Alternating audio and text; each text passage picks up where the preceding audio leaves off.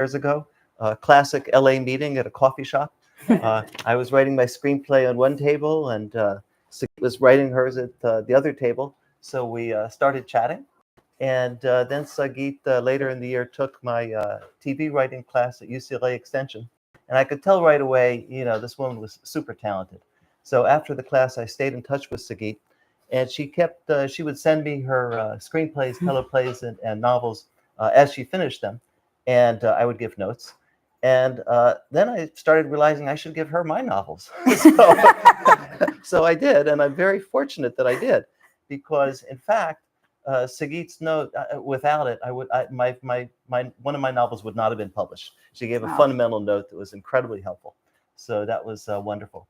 So we've known each other for 8 or 9 years through ups and downs that we've both had. And I'm just so excited and thrilled to be here at the debut of this wonderful novel and novelist. So, thank you so much, Matt. Thank you. Thank you for being here, agreeing to do this, and your thoughtfulness. I'm so grateful for your friendship, and writer friends are just the best friends ever. It's true. It can be a very lonely business, and it's very important for writers to connect and help each other out and spend time together. So yes, it's been a joy knowing you too, and you got my novel published. He's had many more since then. This is not that novel. That was another one. Yeah. Oh, you helped on this one too. I read that. If you don't have it, and I'm supposed to plug my book, but that's a great book. I was lucky enough to read a very early draft of it. Thank you. So before you started writing, you had a very successful career as a therapist with some very interesting specialties also. And so what inspired you, what possessed you to switch into the writing game? Well, I was always interested in storytelling. That was also part of my interest when I was a therapist too. I enjoyed listening to people's lives and what they had gone through and their backgrounds and just the stories of their lives. It always intrigued me.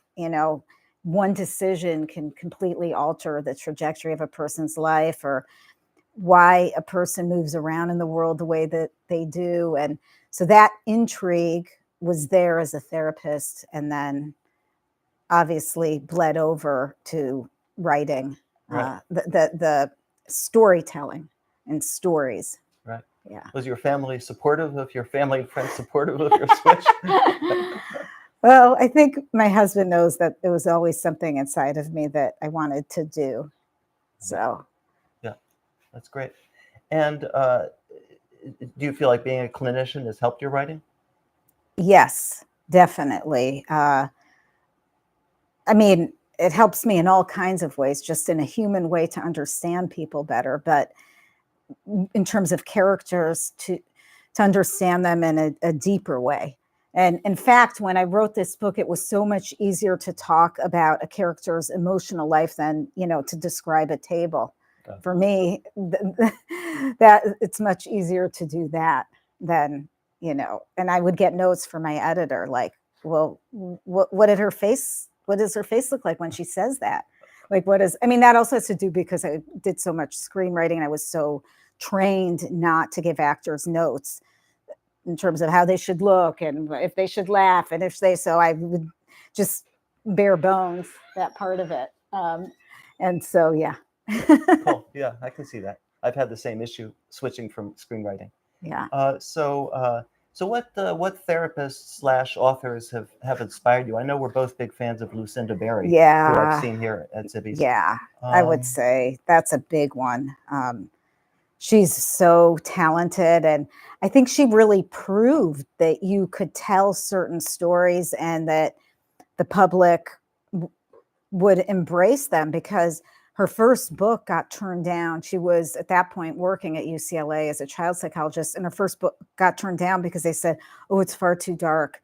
Like, readers aren't going to want that. And so she self-published it, and then it was a hit, and then she got a publishing deal after that. So I think that, and she takes on topics that on paper, you would not think that anyone would want to touch. and they do well. Her readers embrace it. So just going there, knowing that readers can handle certain stories. So she's a big one. Right. And I know you've read some of her. Yeah, I love her work. And speaking of taking on difficult subjects, you definitely did that in Since She's Been Gone. So I mean, in general, what inspired you to write this particular novel? Well, this mental health issue has been largely left out of adult contemporary fiction. You find eating disorders more in YA or NA, new adult, but really it's scarce in adult literature. And, seeing Lucinda take on the stories that she took on and having success, I thought, okay, well, I could do that too. There's it hasn't really been done yet, not very frequently, so I could try. And I'm not saying it was an easy sell. My agent is here, and she can attest that it's not necessarily an easy sell to do something different. But I was fortunate that my editor went to bat for me on this. Yeah. That it really took her, I think, pushing at the publishing house for making the case for it. Yeah. So. And also, it took this great agent. Of course, that was the starting point.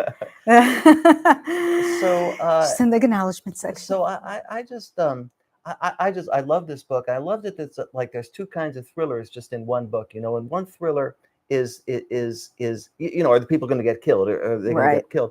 And the other thriller, and the other thriller is, our main character, has this eating disorder, and it's like, is she going to recover or sufficiently, or in the present, to be able to overcome what she needs to overcome to keep the people from getting killed. But it's really, is she going to survive, and is she going to do okay? And I've never read a thriller like that had that kind of like gripping and page turning kind of emotional story to it. I thought it was quite impressive. Thank you. I have had several readers reach out to me that they cried at various points. I cried various times while writing it. I had no idea that it would elicit that kind of response from readers, and that I'd get messages about that. Oh, this is the first thriller that ever made me cry. I did not know that. Not that it's the whole thing is crying. It's not like that. There's one or two moments. I mean, I get a lot of messages like, I couldn't put it down. I stayed up too late. I was tired the next day. I love those messages. That's like the highest compliment, right? Is a thriller author. Yeah, for sure. Right? Like I needed 3 cups of coffee to get through the day because I, stayed up all night reading the book. Well, I stayed up all night reading the book.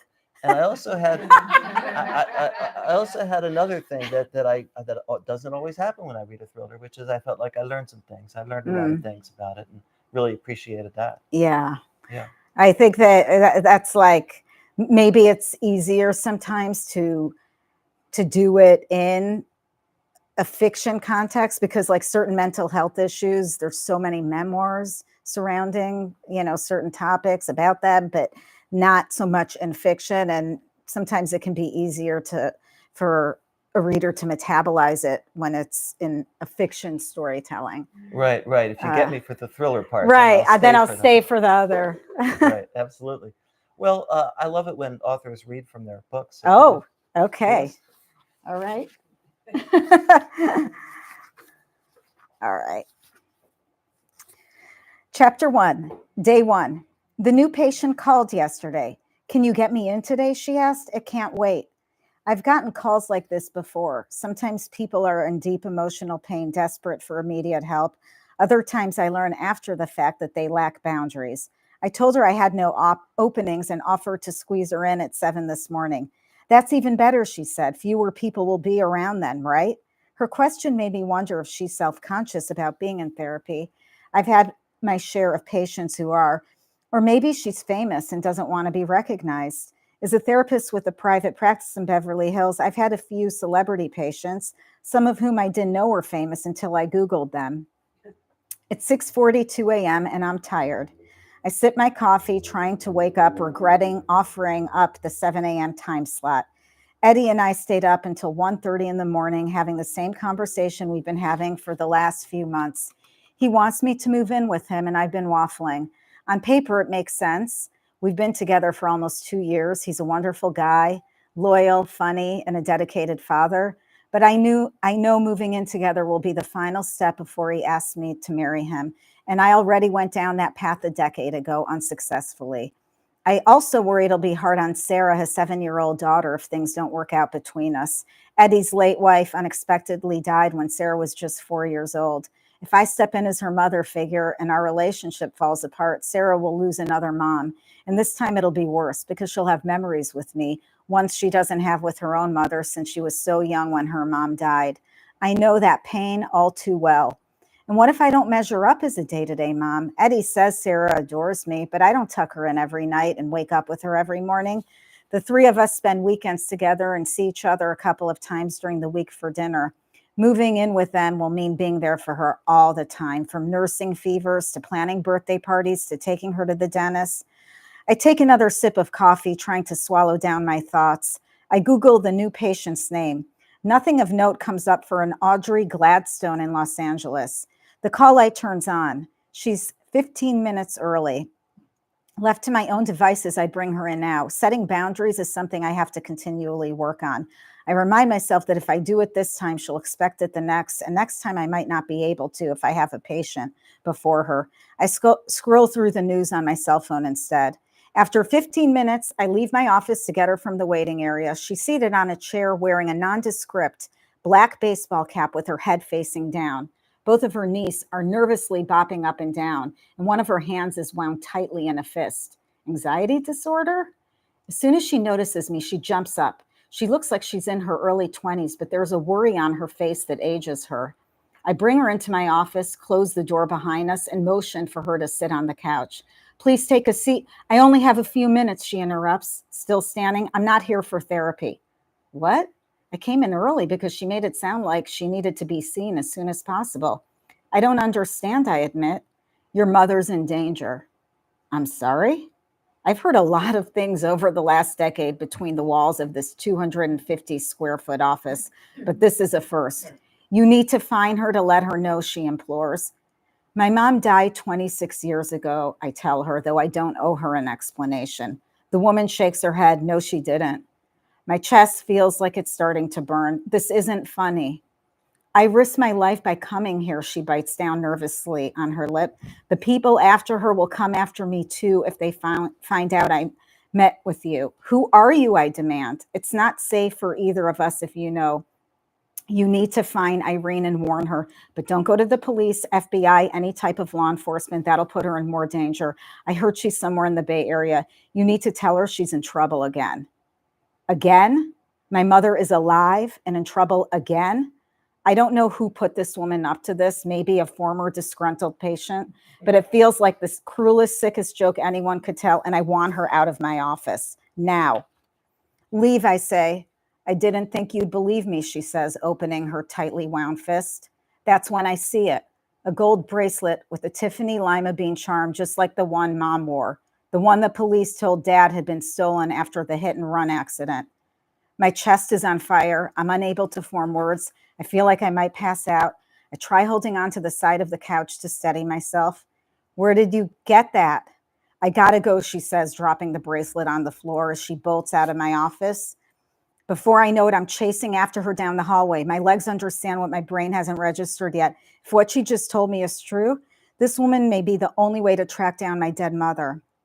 I slip in my heels, coming down hard on my left ankle, but I pull myself back up and keep going. She ducks into the stairway exit and runs down the stairs. I hobble after her, the distance between us growing as she reaches the first floor and swings open the door to the lobby. By the time I reach the ground floor, she's already outside. A black tinted Cadillac Escalade with an obscured license plate screeches up to the front of the building. She jumps in the backseat and speeds away.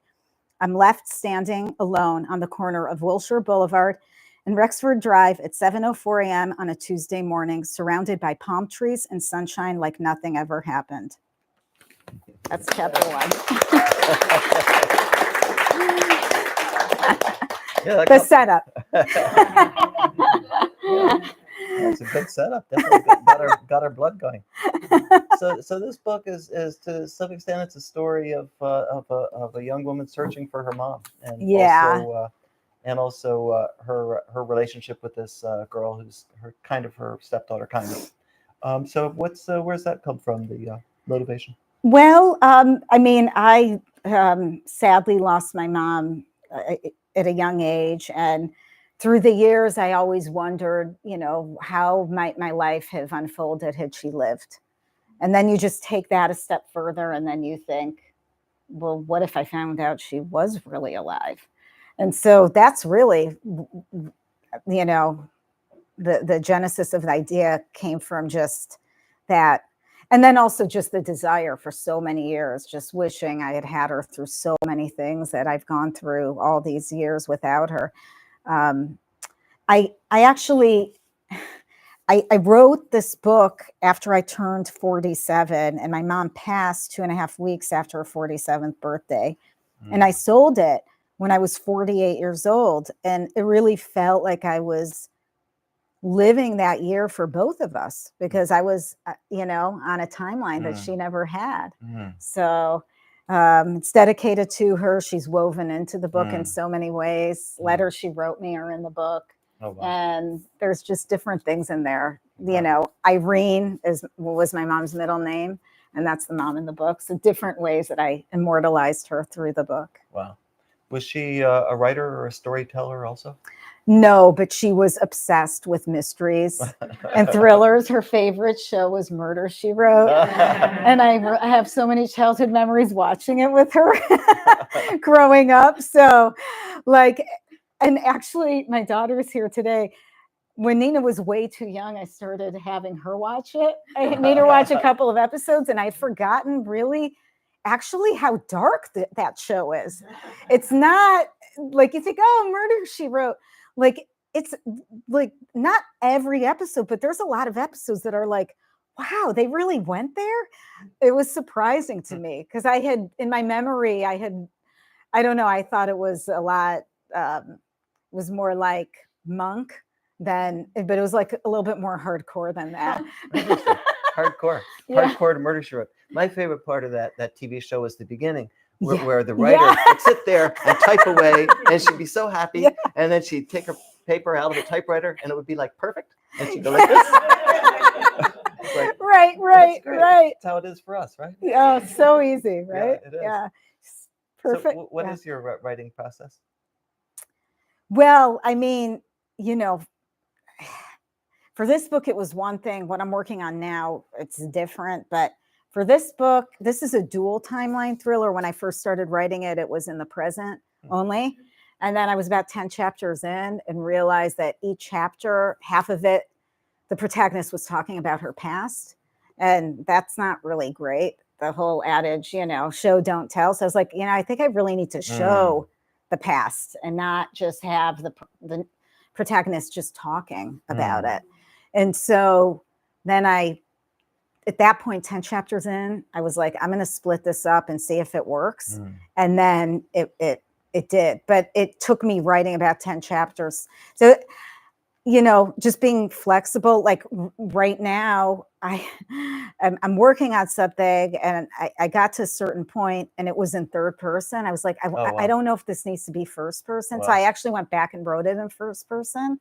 And I was like, I think it's better in first person, but now I'm going back thinking maybe it needs to go back to third person. So I think it's just being flexible and realizing I don't have all the answers up front. And Yeah, for sure. What does first person give you, do you think? Well, I mean, for this genre, it's more common. And so there's also like a reader expectation. I think it's more immediate. There's more immediacy in a way, but I don't know. So there's that, and it's more, like a friend maybe talking to you, and then I did this, and then so it's like, it's more immediate. I think it gives you that.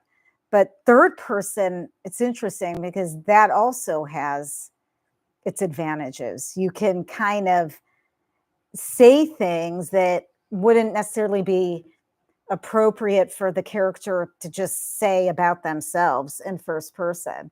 You can just speak about it in a way. So, yeah. Yeah, I feel like for some reason I care about the character more when it's first person. First person, yeah. So you and I share the same developmental editor, Kristen Weber. Oh yeah. So what's it like working with the development editor? What does she do?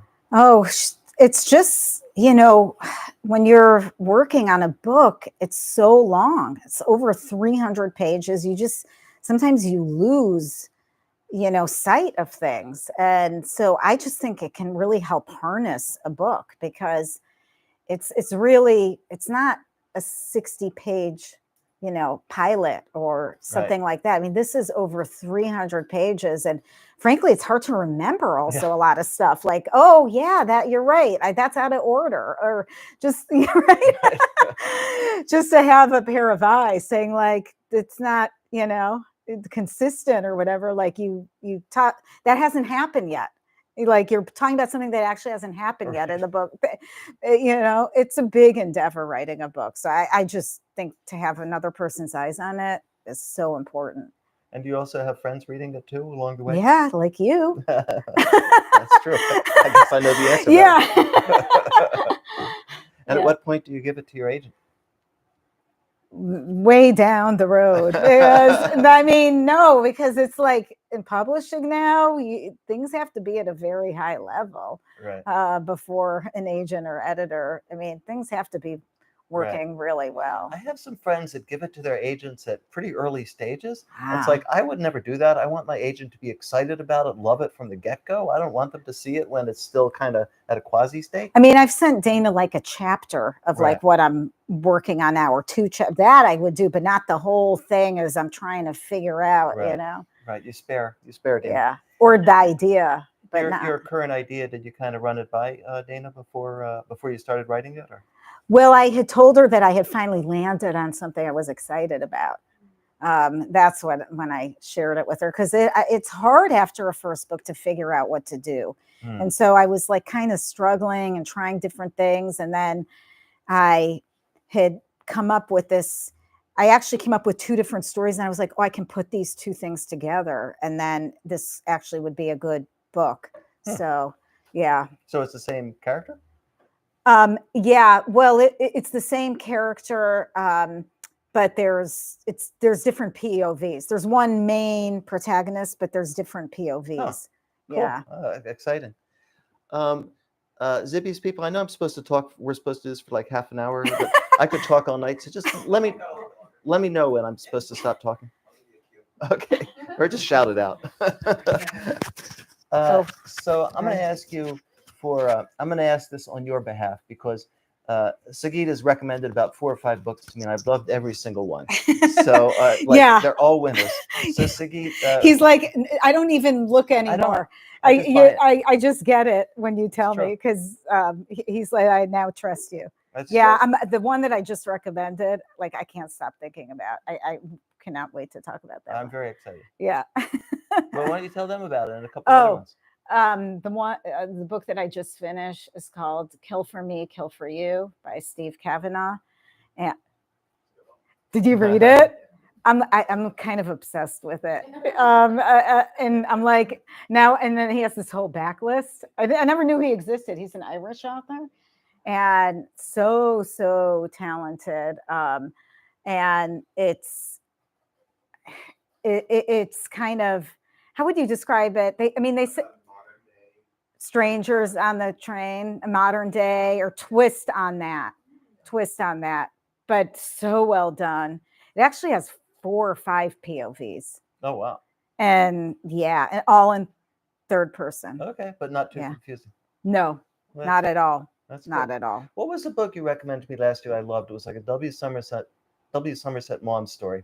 And it was like 2 people in an airport, and they that was the Antoine Wilson, Mouth to Mouth. Mouth to Mouth. Yeah, that's excellent. Yeah. That's an excellent book. That's amazing. A book that sticks with you too, right? Yeah, for sure. Yeah. Yeah. Even though I couldn't remember the name. So what's it like having your first book published? Has it been surprising? Has it been what's it's it's a little bit surreal. Like I've gotten to know a bunch of book influencers and who have championed the book, and they'll like send me pictures, and this is my indie bookstore in my town in Indiana. And look where you are, Sagit, and like sending me a picture. So it's just surreal thinking about it being in different places. I've gotten to I'm doing my third book club this Saturday, and I've really enjoyed doing these book clubs. And so far, it's all been through Zoom, people that have reached out to me, around the country that have read. And it's really, that is something that's been wonderful, just because I'm a reader first. So I just enjoy talking to other readers about books. Whether it's mine or we start talking about other ones like we just were, Right. So I'm really enjoying. But yeah, it's been a bit surreal just knowing it's in different parts of the country and libraries. In fact, I had one bookstagrammer reach out to me, and she's like, it's not in my local branch in Kentucky. And so I just went and I requested it, and they ordered it for the whole, like her whole district. So it was like 4 books for 4 different libraries in her. Yeah, I'm like, that's better than you just buying one, because that's 4 sales. Wow. Yeah, that's really good. So, yeah. So I really enjoy that, connecting with readers who have read the book, and then just, it's been the highlight for me by far. Oh, that's wonderful. And you've also connected with people who also have eating disorders, and they've reached out. Yeah. It's just the readership, and then just like, I mean, and not just in America, but like Canadians and Brits and like this. And I really hope my next book takes me to England, because I'm kind of this one bookstagrammer, book talker. She's on both platforms. I just adore her. Her handle, if you want to look her up, it's Emma Reads Crime. Oh, I've seen her. Yeah. Yeah, she just does the funniest bits. And she's like messaging me, I hate to ask you, but are you working on anything else? So things like that keep me motivated also to keep going. Well, set your next book in England. Yeah, I got it. But yeah, she's funny. She did a whole bit about, I heard they're making The Silent Patient into a movie. I'm available. She did a whole thing on that. Do you, I mean, how do you feel about doing the promotion? I know a lot of writers complain about it. Some people like it. It's sounds like you enjoy it. Just I don't. The marketing part. I'm not a spring chicken, and so like learning book talk, learning all of this stuff. I mean, this was like a whole learning curve for me. That was hard. But actually connecting with other human beings, I like. But the marketing and the posts and the this and the that. I mean, I told Dana and my editor Jess when she was in town, I said, for my age, I give myself an A. But I was like, if I were 25, probably like C- maybe, because it's hard, Does your daughter help you? She's in a whole different ecosystem on TikTok and Instagram. That's just not, this is a different, the whole book thing. Right. I don't think, do you ever get like book talk stuff come up in your feed? You tried to have me use like CapCut for you before. Oh yeah. I tried to get her to do a trailer using CapCut. But I just don't think that this stuff comes up, and I don't think it's like, especially with TikTok, there's literally different ecosystems. Right. So. Right. Yeah, I haven't figured that one out myself. Yeah. So since we're in Zibby's bookshop, you've told me how helpful Zibby has been to you, how inspirational Zibby has been to you. So I'm interested to hear about that. Well, I listen to her podcast, Moms Don't Have Time to Read Books, every day while writing this book. And she interviews authors from all different genres, and they talk about their process and their struggles and how they persevered. And so it was like, they were like my cheerleaders to keep me going. And then when it was all over and Twitter was still functional, I did a whole Twitter thread about it. And then she messaged me. And then 20 minutes later, we were on the telephone. Oh, wow. Actually, she told me to call her.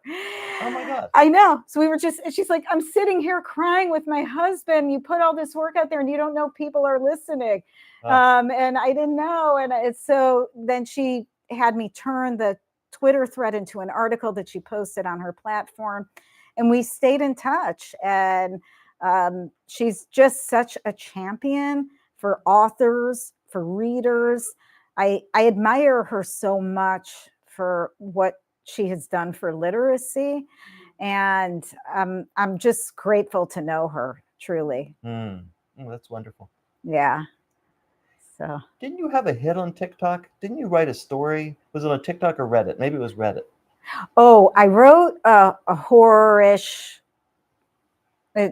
thriller short story on Reddit, and then an influencer on TikTok who reads stories as she puts on elaborate makeup contacted me and asked for permission to narrate it. She has 7 million followers.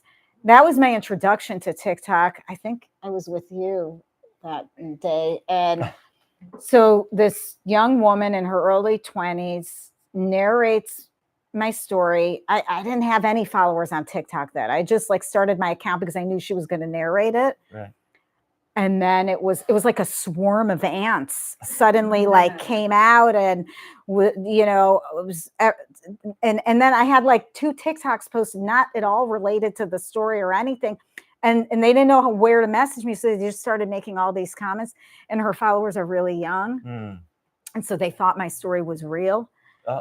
And so she narrated, they thought it was real. It was not real. It was, you know, it was not real. Like the main character is like, kill someone. And they're like, why did you kill Dr. Porter? Like, I didn't kill anyone. Like, I'd be in jail right now, or prison. You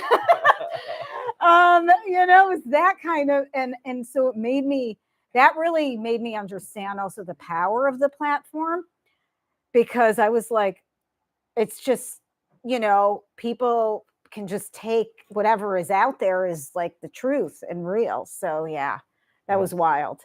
Right. Her name is literally Lizzie, by the way. And she, I don't know, she's so talented. I don't know how she memorizes these stories and does all of this intense makeup as she's like saying these stories, but not like regular makeup, like truly transformation, and it's amazing. And then one day, randomly, I saw on her Instagram account, she posted a picture of herself in like a cap and gown, and she had graduated with her master's in psychology. Oh, great. But she's a full-time influencer, though. But she does have a master's in psychology. Oh, wow. Yeah. Well, that's good, because influencing, I think that career doesn't last. It doesn't too last. long. Doesn't last. No, not forever, unless you transition to doing other things on it.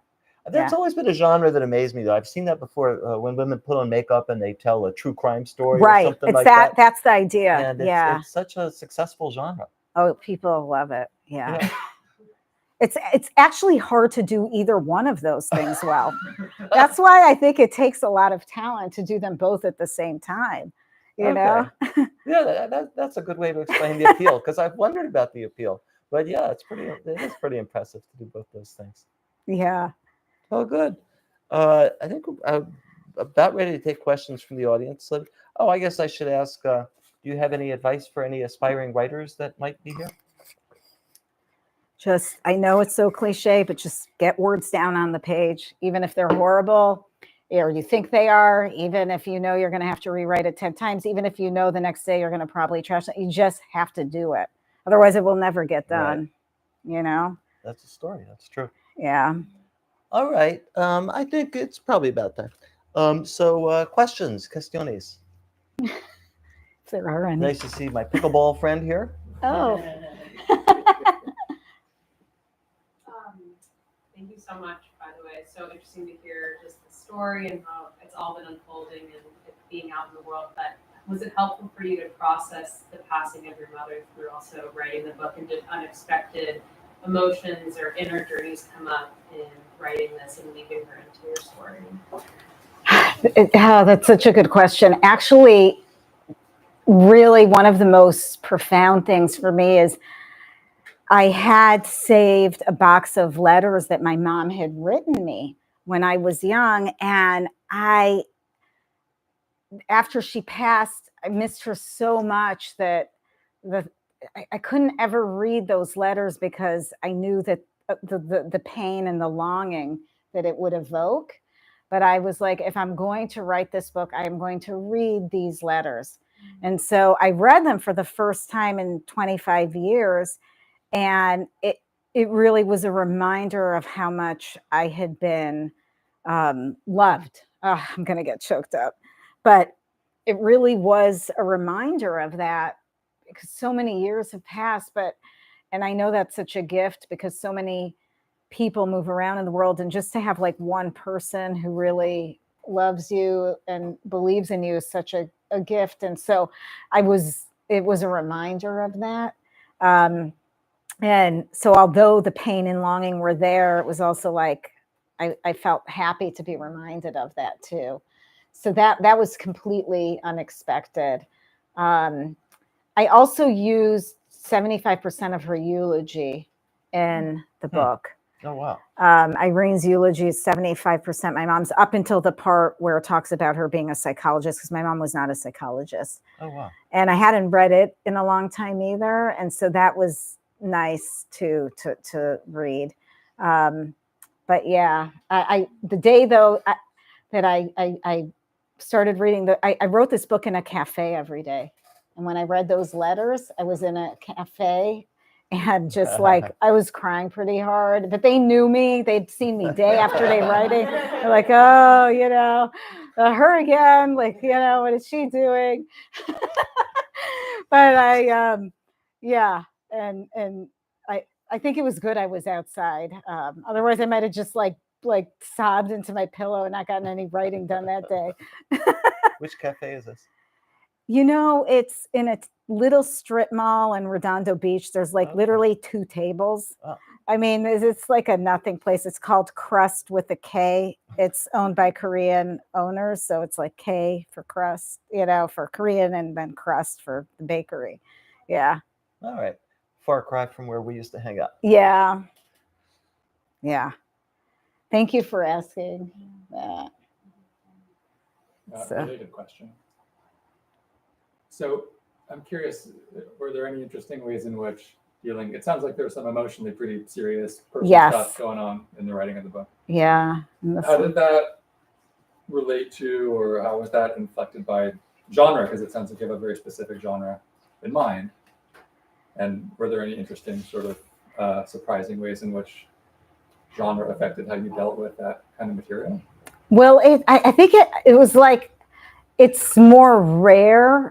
Well, first of all, this is a reliable narrator, which is more rare in this genre, right? So, but I knew that because of the topics I was handling, I had to have a level of earnestness. It couldn't be like this shady, like, was she telling the truth? Isn't she? Because we're really following her journey. So that was a little bit almost genre bending. But I have had readers reach out saying, it's kind of refreshing to have a reliable narrator as in the thriller genre. And so that was an interesting part, I would say. And in terms of it being heartfelt and emotional, that's also more unusual, as I mentioned earlier, for a thriller that might make you cry. That's not so common. And my next book is just full on popcorn thriller fun, no heavy topics, just like fun. My guess is the reason that protagonist works, she's earnest and all this, but she's also very flawed. So it's like you can, but someone you can root for. I did get that feedback a lot too. Like I was rooting for her, right. Like she was easy to root for. Right. So you oftentimes also see thrillers like really, messed up, like, and you're not really like rooting for that. And they're just kind of like, whoa, crazy town. Right.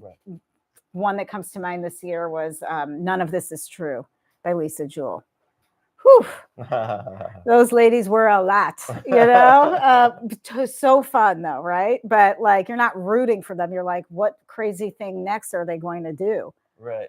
In general, I think it makes it easier for me to, feel like it's a page turner if I really root for the character. Because are they going to do okay? Are they gonna do okay? Right. But like, not always, like you say. No, Yeah. not always. Yeah. Yeah.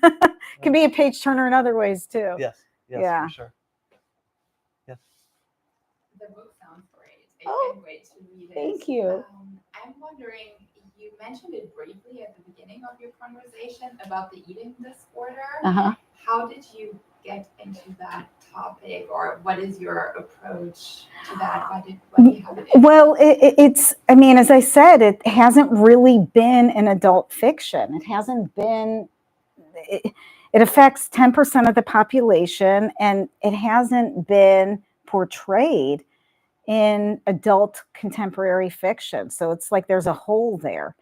But since now, there's a book that just recently came out. I think it's going to change. I hope it does, because representation matters. Mental health representation matters. Books are both windows and mirrors. I wrote a piece for Crime Fiction about that. There's a parallel in terms of in therapy when we talk about mirroring a patient's experience.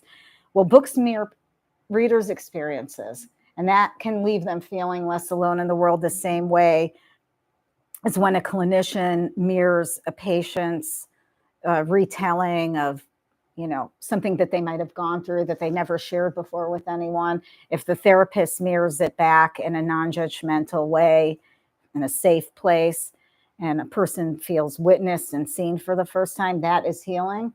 I believe the same can be said for representation in books. Like, oh, I'm not the only one. Okay. I mean, I'm old enough to remember when books like Prozac Nation came out, and just that being a huge